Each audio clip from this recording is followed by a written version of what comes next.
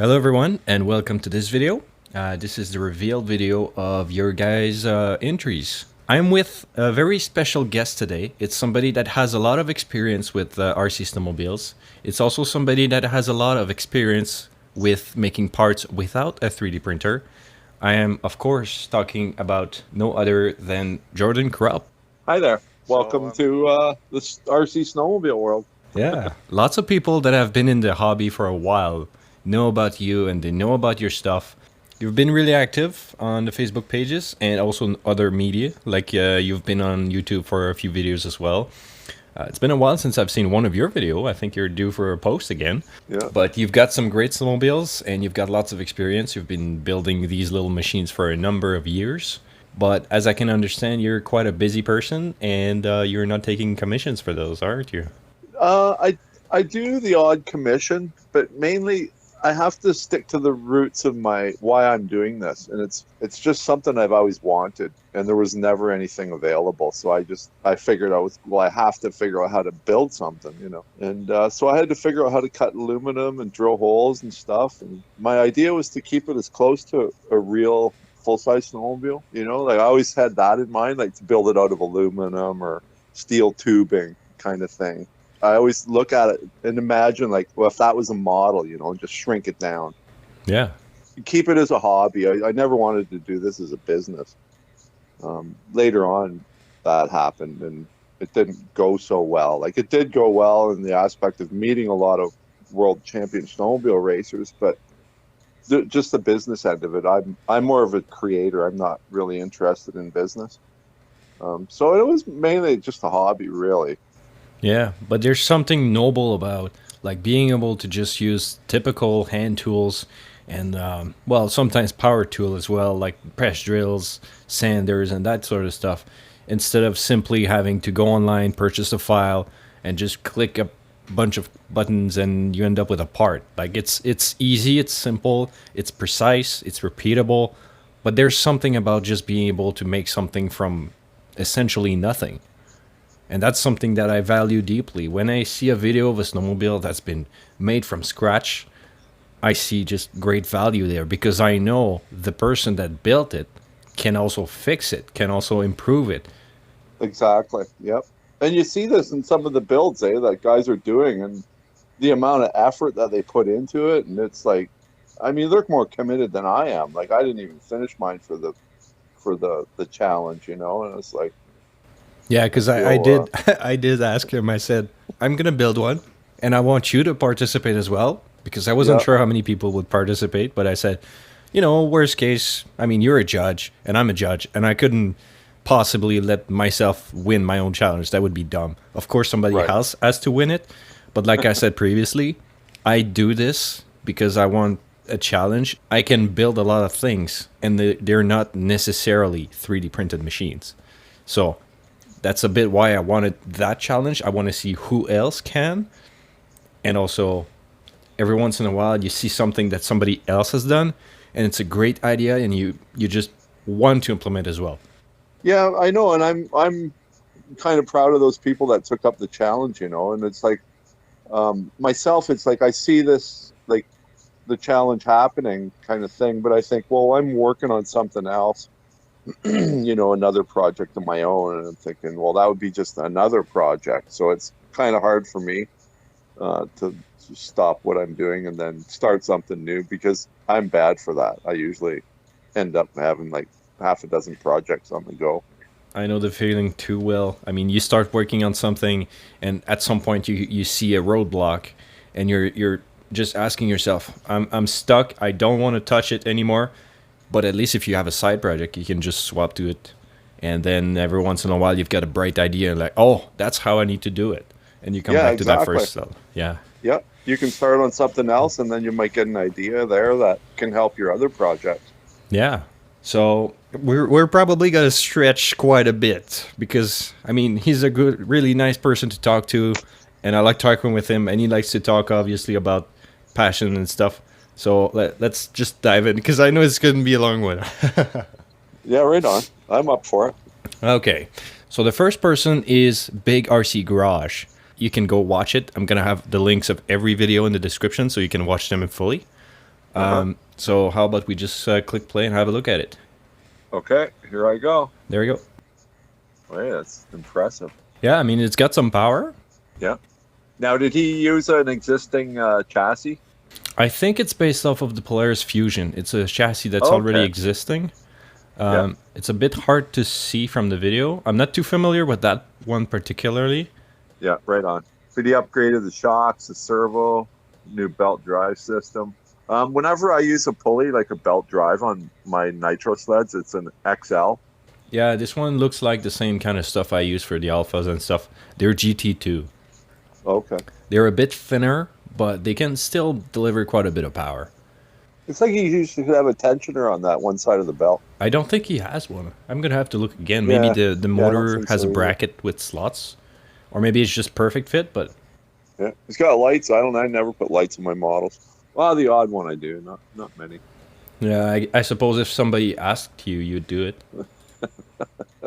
Yeah, I don't think that motor has a tensioner on it. I think it's just there. The only downside I see with this, you should probably try to make a brace in between the motor plate and the base, because otherwise, like, the motor could shake, and that would also modify the tension on the pulley and possibly skip the gears every once in a while.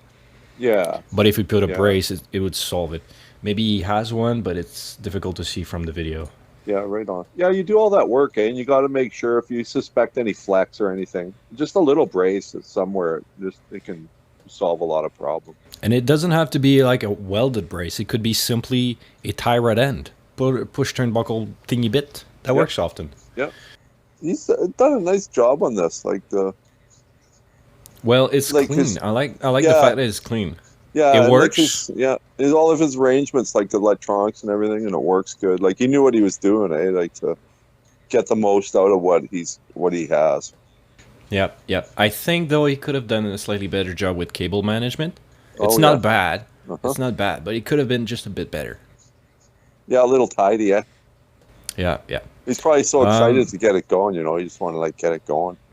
Yeah, it's really nice, especially the first few times that you take it off and it's magic. Yeah, when you first see the first tracks, you just look at them and go, yeah. That's what I like about snowmobiles. You get to see where they go. It works visibly because he could drive it at the start of the video. Yep. I'm not too much of a fan of the glued servo in place, though. That I'm not a fan of. I feel like he cut some aluminum plates and not really deburred the edge. It's kind of sharp in some places.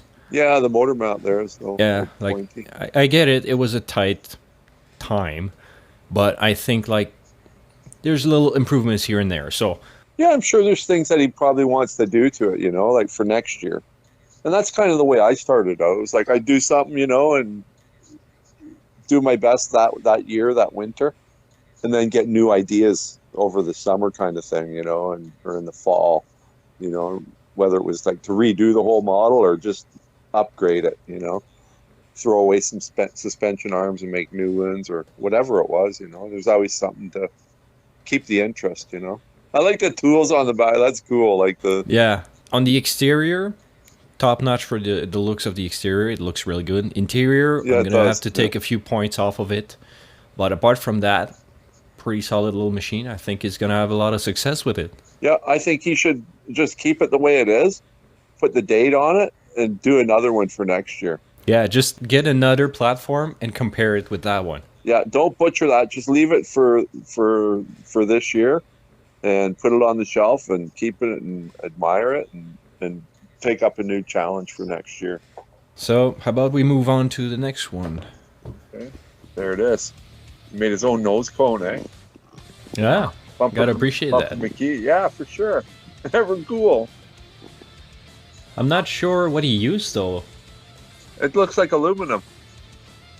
I would have called plastic, but I'm not sure. Yeah. I think it's aluminum because he made the tunnel and everything too, Yeah, but maybe the nose cone is different. The tunnel is definitely aluminum. Yeah. Nose cone could be plastic. Yeah.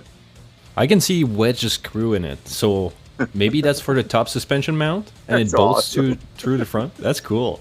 It's oh man, you gotta admire people doing with the minimal amount of stuff they have, Yeah. Like you can tell that this kid didn't have a lot of resources to build it, Yeah, no but he kidding. still wanted to participate in it. I know, eh?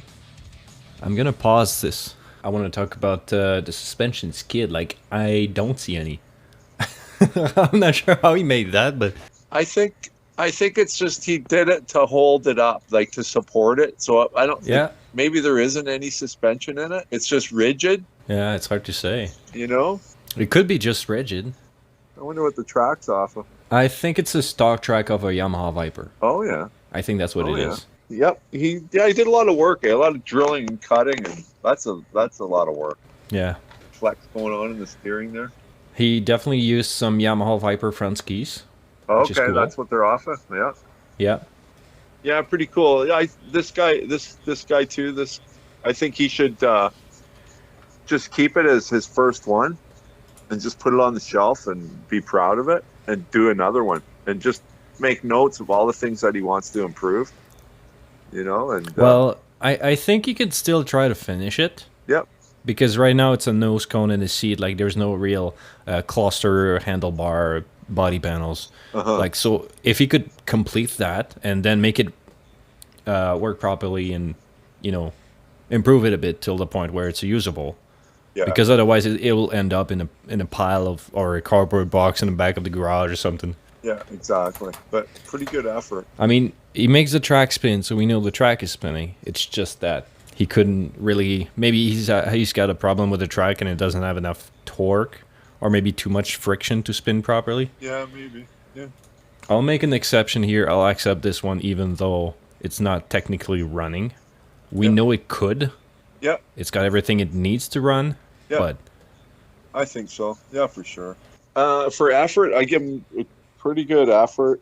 But I think if he would have had more time, maybe he would have like done a little bit better quality. Like seeing like I noticed the motor vibrating and stuff, and yeah, like the other one, he could have rounded off some corners, like made it a little bit prettier. He could have put some paint on that nose cone. But I like aluminum. I like the look of aluminum too. So yeah. Well, I hope he makes a part two. He's got one video now. He could probably have more. but yeah, it'd be nice to hear his story, like hear him talk about it. And it's a big commitment, right? To decide that you're going to do this, I'm sure he probably cut himself on the aluminum too, or poked his finger, 'Cause Blood and sweat. yeah, for sure. It's like a big commitment, to figure out how to do it, and good effort. Yeah, for sure. Yeah, yeah. Good effort. Yep. It's a stout looking, cool little model. I like it. Yeah. It's pretty cool. Let's move on. Yeah. Yeah, already from the get-go, I like the fact that he's put probably some clear plastic, maybe a bottle, maybe a Lexan or some sort for the skis. More flotation. And I mean, from a distance, it doesn't look like you've got extra flotation, but the idea is good. And he's even got a wire to use as a carbide. You reinforce the rail too. Oh, I think he widened it, a bit more track tension, because there's no way to adjust how much these toys have tension. Oh, okay. Yeah. I can see he's done something I've done before, which is to add some little tubes of steel or brass or something in the middle of the drivers to drive not only the outside edges of the track, but also the middle of the track, which is Oh, where so- most of the lugs are. Uh-huh. There are some advantages and downsides to these, but like oftentimes the track is slipping when you put big power to it, so this is a must. I see. Uh, Yeah, I'm not that familiar with the setups of some of these smaller models, eh? Yeah, but that's So- okay. That's why I'm here. Yeah, I know. It's interesting to have it described. So, yeah, that's a good... Yeah, because when you start putting these, like, brushless motors and stuff, the driveline, it's got to stand up.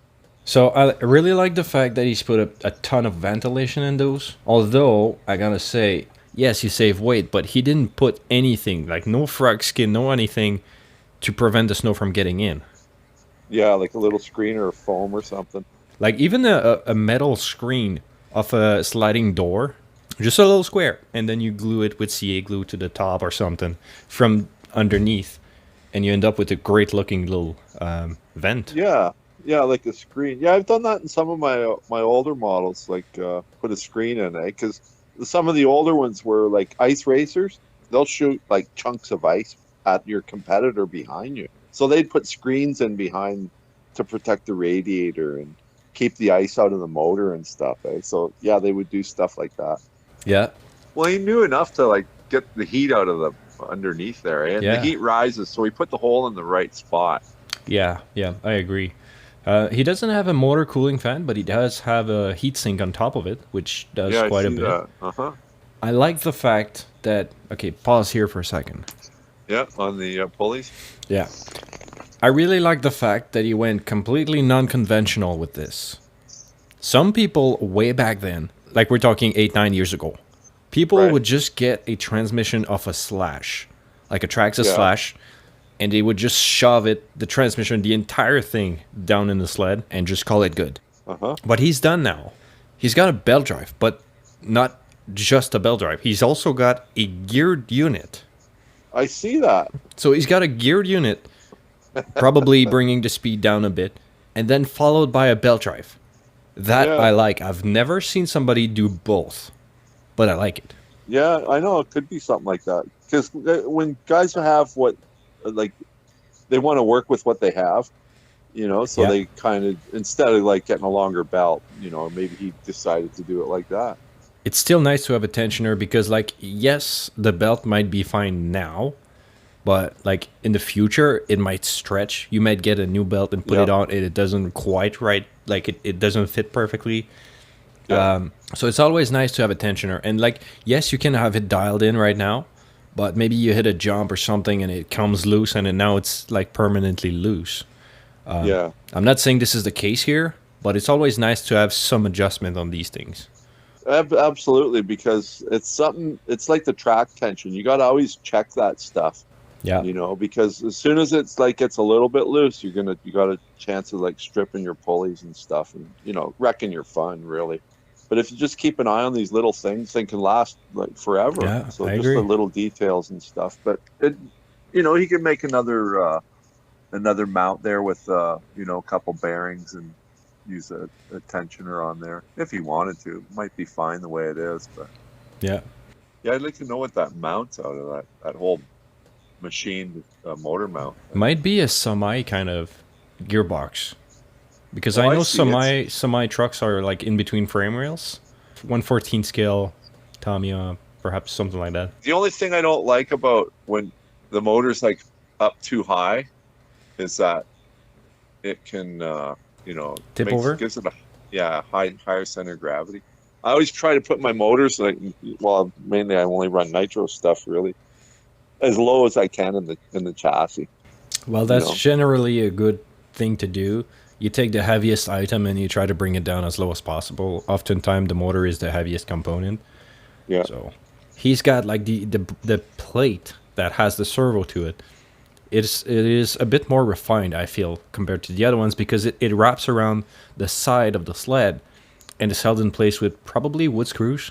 But like yeah, it's got a contour to it. Like it's gonna fit under the body. It's got no sharp edges or something like that. It just yeah. it fits beautifully under the body. And I think going forward, he should just do the same thing with the other plates, and it would look really professional. Yeah, anytime people add aluminum and stuff, it's nice to like just file the corners, 'cause then you're not going to like cut your finger on it. It Yeah, just looks Deber. more refined. His other video comes up then, of it running. Yeah, the second driving video. Let's click it.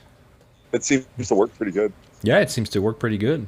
And he's got a rider on it too, eh? So it's Yeah, I'm not a fan of having a rider on top of them. I think it takes away, and we're not gonna agree on this, you and I, because you're a rider kind of person. But like, I don't know, there's something about not having a rider that's not scale. Like, yes, it kind of looks scale, but like it doesn't move when you steer. yeah, It doesn't. lean. Yeah, Yeah, like a real. I know. It's like, yeah, I know. We need radio control little people on them. I know my friend Mika was working on something like that, but no spoilers. Go in this channel and you'll see. Miko, you gotta Oh, yeah. post though. You gotta post something. That's So cool. yeah. Is he pretty close to you, like distance wise? Like you live Oh close? no! I'm in Canada and he's in Finland. Oh, no kidding. Yeah, Oh, I Miko's didn't know that. is a Oh, Finnish cool. Finnish guy. Oh, neat. All right, so what is your opinion about this one? Um, he's up there with the first guy. It's like he knew what he was doing, eh? And he knew the outcome of it, like the way it worked, pretty good. Yeah, So he seemed to take a pretty straightforward approach. Like the guy who made most of the aluminum, the chassis, it was like he was taking more of a gamble. He took the safe route. He used a Yeah, platform that already existed. He's done what needed to be done to make it perform well, yeah, but he could have put more effort towards maybe some fit and finish. But again, the challenge wasn't to have a complete machine. The goal was just to have something that, have all the function you want, so forward, backward, steering. And this one definitely has it. yeah. It's all good, you know. It's like another awesome effort, you know. It's like it's cool to see, you know, like these guys making that commitment, you know. It's like back when I started, it was like I was the only one. There was nobody. It was just this silly dream I had of making an RC snowmobile, just like these guys are doing, you know. So any effort that they put in, it's awesome, Yeah. you know. So, in conclusion, on my side, I think that the snowmobile definitely looks like it can deliver. I still think there's some little details that could be improved. Some like the holes on the top of the console is kind of an oversight. I feel like it's kind of a big deal over your Yeah, electronics. that's not good. I know. Yeah, But otherwise, he's got a great little machine here. yeah, it looks good. All right, so how about we move on? Okay. It is quite a long video, and I think we should skip over some of it. We've watched the video along with all of you guys. Yeah, I watched it. Pretty impressive. Yeah, I gotta say, I'm pretty impressed as well. I was expecting, I was hoping someone would stack up to this kind of status, and Yeah. I'm pretty happy it's SirSlyBird that stepped up. I think he said he already had something on the way when the challenge came, and this challenge just kind of helped him go back to it and finish it, or at Yeah, least that's right. improve it, Yeah. bring it to the point where he wanted. Yeah, that he did say that. Yeah. I think he deserved full credit for effort put into a machine. Absolutely. Yeah. And you can tell in the emotion in his presentation, like the amount of work he put into it, Yeah, you know, is like you and I know how much work goes into something when you really put details into something like the water cooled sled that you made and, you know, different projects. And you could tell he put in a lot of effort into that project. yeah, and like he didn't cut any corners on any pieces. So I you know. look, for example, you look at the bottom A arm, for example.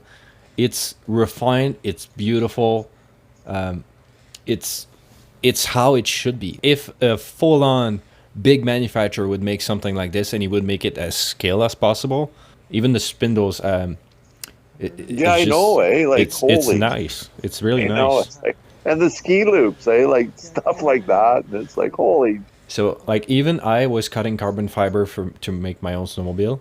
So I know Yeah, I saw it's that, not a fun process by any means. It's not difficult. It's just not fun to do.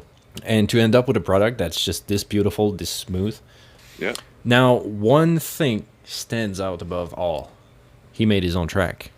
I know. That's huge. Like he molded it. He molded That's his own amazing. track. Like I've Yeah. only seen one other people do that on YouTube. Like Uh-huh. mold a track from scratch from two-part rubber. And he's the first one to mold the track and prove that it works well. Like we've got a running video of it as well, and we watched it. Yeah. It's just it works. Yeah, that's impressive. I've never even attempted something like that. Man, he did a lot of detail. I'm just watching the video, you know, like on the rails and, you know, multi-piece rails, and he actually added the links for like the suspension and stuff, Yeah. you know, to make a progressive rate. It's something I've not done or really have seen before as well. Because it's often just easier to go with rear shock connects to the front arm. You can tell he's really proud of like and did the video, like show all the parts like that. That's a proud moment to be able to do all that, like to. Yeah, I've put my snowmobile together, and trust me, I don't want to take it apart just to film a bit of what the parts are like. I'm like, know, it's like- together. Unless it has to come apart, it stays like that. I know. Yeah, that's so true. Well, when I'm building like the ones I'm building now, I put it all together and then I take it all apart to paint it. You know, so I got to probably paint some suspension arms next week. But Yeah, or you have to take it off because you forgot to put something in, yeah, or because you didn't grease all the little pieces that needed to be greased, or you didn't put some Loctite, so you got to take all the grub screws off, and yeah, exactly. yeah, He did a really good job. Like the front bumpers, like I don't even make front bumpers for mine. And his chassis looks really good. Looks a lot like mine. What's your verdict on it? What's your opinion? I don't know. He's got to be. He's like a top contender for sure.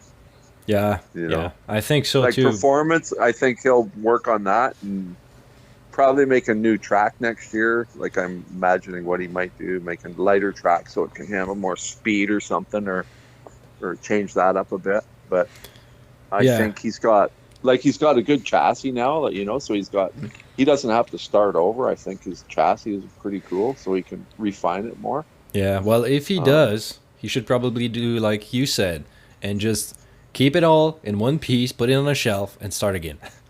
I don't think he wants to start again, though. No, I don't think so either. But if he did, all the things he learned from doing this, to me, it's almost overbuilt.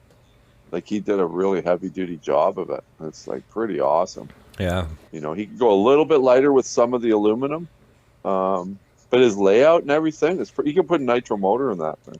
Yeah, probably. You know, Everything it's is very solid low, enough. very low to the Yeah. ground. We've got another one to look over. So Okay. Oh yeah, there it is. Yeah, Jackson Rand. this is not the snowmobile you were expecting, I suppose. Wait, how come it's all like black like that?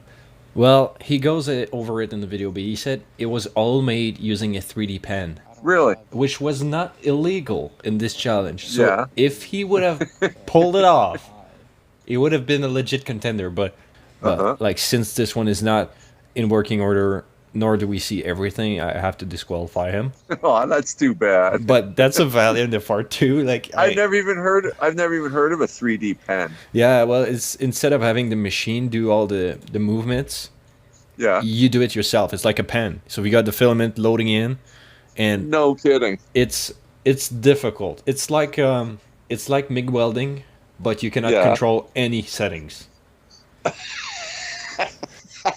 Really? You can control the temperature, but you cannot control Yeah. how fast it's pumping out. I suppose Uh-huh. you can, but not easily. Holy shit. So like, there's many ways to do this. You just Yeah. start to apply the bead, and you just work your way out. Like just seeing this, I've seen some art using 3D pen. It's incredibly difficult to make it look good or perfect because it always ends up looking kind of like a bubbly surface.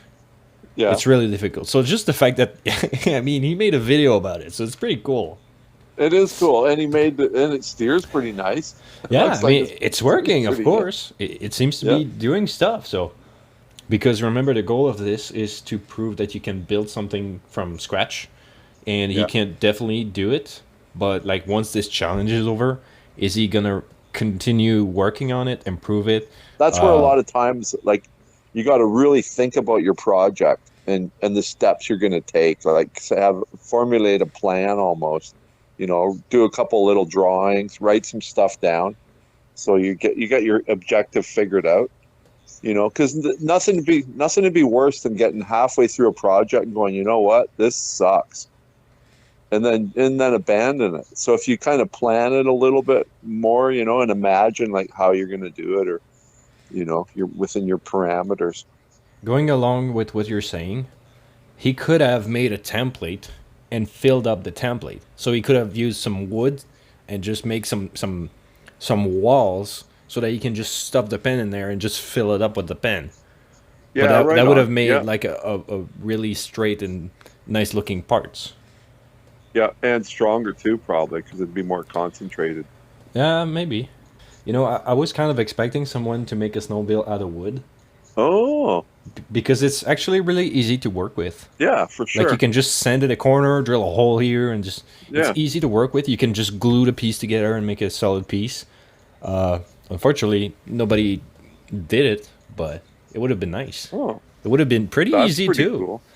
Because you know, the first Skidoo was made out of wood. They were plywood, eh? Like this, it was called a ski dog, and the reason they called it a Skidoo was because they made a typo. That's a great story. But the first one was made out of plywood. It's a daunting task, like it's inspiring to even for me to see these guys doing this stuff. It inspires me. Yeah, that's why we To both see the value in what, for example, SirSlyBird did, because every single part is pretty much art. Yeah. I hope all these guys that entered this contest, I hope they all stay motivated and stay with it Yeah, because this hobby is not going anywhere. It's like just as important as RC cars or airplanes. So all these guys that are partaking in this challenge, that's what I'm always curious about is like, how did they do it and how did they come up with the idea and what tools did they use and, a little more of the details. I agree. And that's how we all learn from each other is like to help each other out and that kind of thing. To wrap it all up, I'm gonna have to ask you to choose our three winners. So Yeah. let me do a little briefing of what we have. We've got this big RC garage that came with a machine that's already a working toy, and he modified it to have it brushless.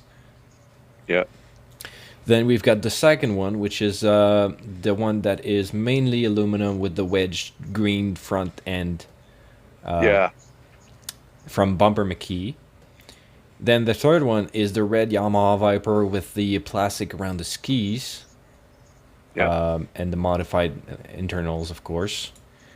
And then we've got SirSlyBird with his crazy creation. Yeah. He's top of the heap for me. Yeah, well, I gotta be honest. He's put so much time and effort; it has to be rewarded. So he's the first place for the Arctic Cat Alpha. Yeah. Congratulations, man. Yeah. Now, who is second and third pick based off of effort and how it ended up being based off of that effort? I know it's such a tough call, right? Because, the other two sleds were really pretty refined, like the Yamaha looked good and the uh the first one, the Polaris, The fun, yeah, probably a Polaris 900. and the performance was really good. It was like he knew exactly what he was gonna do, like his outcome was gonna be, and he didn't change a lot. But the guy who made the all aluminum one, I give him like credit because Yeah, he did as much as he could with what he had, you know, to like completely start over, even though he used some parts from an existing model. Like he started over, like, and that takes guts to do that, like to because he took the biggest gamble, I think, yeah. you know. Big gamble. You don't know what you're gonna end up with. It might not work at all, but Yeah, you have to go in and do it to know. So, well, I believe that Bumper Mckee with his custom aluminum pieces has to win second place based yeah, off of the effort that he's put into this. It's a lot more difficult to start with a snowmobile from nothing than a snowmobile that based off of a toy that already works in the begin with. And I don't believe the other two contender made enough of a difference to move this guy from second place. I agree. Yeah, even though their performance might have been better, his whole philosophy was completely different. Yeah, He took on more of the challenge, I think. yeah, yeah. Not that we need to go around bragging about how good we are at building models or whatever, but No, of course it's that's not nice the to point. see somebody appreciate what you did. Yeah, And that's what makes the hobby cool is these guys that do stuff like this. Everybody's a winner. yeah. So we're Cool. gonna award Bumper Mckee with second place with the transmitter. Congratulations. Yep. Now for the third place, it was between Big RC Garage and Daniel D. I think both are really good projects. They were both based off of an existing toy, but they both Yep. upgraded the product and they both had great result with it. Now it was a tough decision, but we ended up giving the point to Daniel based off of the fact that the transmission setup he's got inside is really unique. And overall, the fit and finish is a little bit better. Yep. I'm not saying Big RC Garage had a bad product or anything like that. They were both good machines. But I feel like Daniel had a little bit of an edge on the fit and finish, and probably less thing to improve in the future to have a very reliable and good looking, and overall it's better put together, I feel like. Yeah, I think so too. That motor mount and that, like you say, that gear reduction, that was pretty solid. You know, that's a pretty nice setup that he's got there for sure. So that's why we chose Daniel to receive the third place and therefore receive the brushless motor. So congratulations to Daniel. Yeah, good job. It might not even be Daniel. It might be just his wife or something like that. I'm sorry. But congratulations to this guy. Right on. Good job. With all that being done, I'm going to put all the prizes in their box and I'm going to ship them to our lucky contestant. So appreciate you guys listening to us. Me and, once again, Jordan Krupp. Oh, awesome. It was really good. And you guys that build these models, you keep at it. Don't be giving up. So once again, thanks for listening to us. And yeah, there's going to be more updates on my side with my snowmobile. Jordan is also going to have some updates soon coming up. Yep. I'm still working away, working on the steering and servo mount this week. All right. Well, keep us in touch. So on that note, thanks for watching and have a good evening. Bye-bye. Thank you, everyone.